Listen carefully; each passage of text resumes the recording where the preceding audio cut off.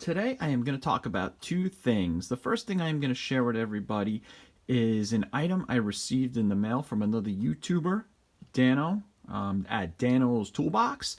And I'm also going to share a little bit about my passion for tools and how I got into it and why I love tools so much. So about 2 months ago, I made a video about me going to Sears to see if I can get a rebuild kit or see if they would warranty this out for me.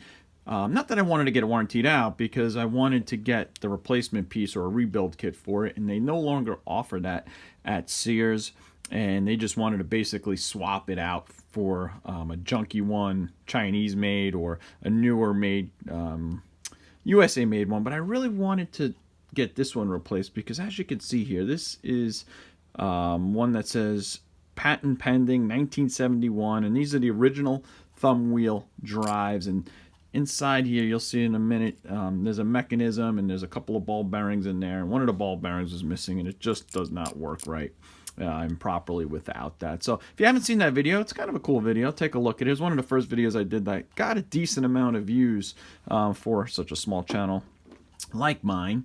So I made a video about that and how disappointed I was. And Dano, who just has so much stuff, if you've never visited his channel, I mean, he's got mountains of tools. He loves tools just as much as many of us that watch these videos and make these videos. And he said to me, "Hey Tom, I have a rebuild kit for that when Sears here in Canada closed down." He's like, "I bought every rebuild kit they had and a bunch of other things." So he said, "Just be patient, I'll mail it out to you." And he did. He sent it out to me all the way from Canada. And here is what it looks like.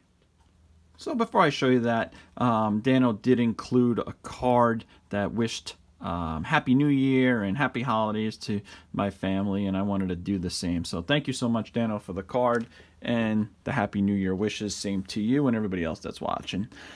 So yeah, this is what the kit looked like. It was had the little barcode on it here, as you can see.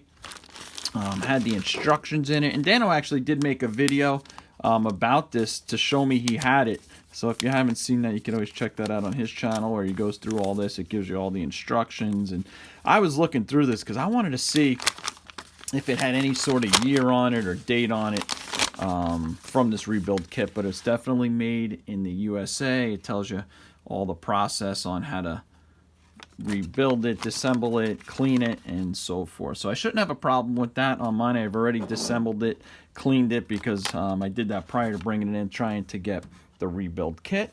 And this is what the new one looks like. Very similar, just in newer shape. And like I said earlier, there's a couple of ball bearings in there. If you could see, there's one, and there's one on the other side, and one of those is missing in the one I have. And I believe you could probably find those somewhere, maybe a hardware store. So I am going to save this just in case in the future I ever come across one and I need, or if I need any other parts from this, such as the selector switch or maybe the front piece and another one I come across at a garage or estate sale. And the only other thing that was in here is the retaining clip, and there it is. So let's take it apart and put it in and see how it works. So here it is complete. It's not all that difficult to swap these out. You basically just take a needle nose pliers, you get in here, you pull the retaining ring out, and it's that simple. Putting it back in is a little bit more tricky, and it's not hard. It's you got to be patient. And this is what the old one looked like coming out. And when you put it back in, you just put a little grease on the back of that so it holds this cap back on. You put it in the neutral position, put the retaining clip on it, and you drop it right in. And when I do change these, sometimes I leave as many of the original parts as possible, especially on these older ones, because I think it's kind of neat, but it just didn't work on this one. This is the selector switch that was on the back, and I originally left it on, but it looked really odd because it had this super black push button here, and it just didn't look good. So it looks really nice the way it came out, and I'm really happy with it. So thanks again, Dano.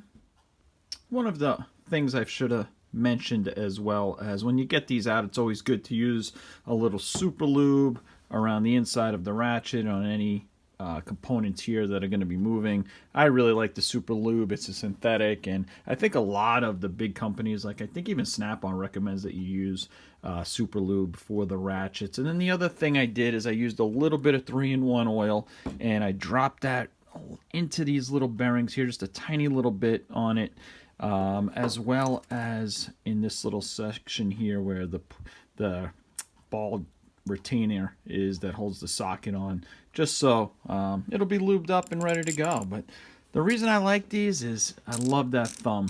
You know, when you got something loose and you just want to get it on there real quick, look how quick you can just get that tightened up, and then boom, boom, boom. Same thing when you're taking it off. And that's the advantage of the thumb release versus some of these other ratchets I have. When I said thumb release, I meant the thumb wheel, and that's what I do like so much about this, like I just demonstrated. But here's some older Craftsman ones I have. I believe this one is from the 50s. It's a BE series.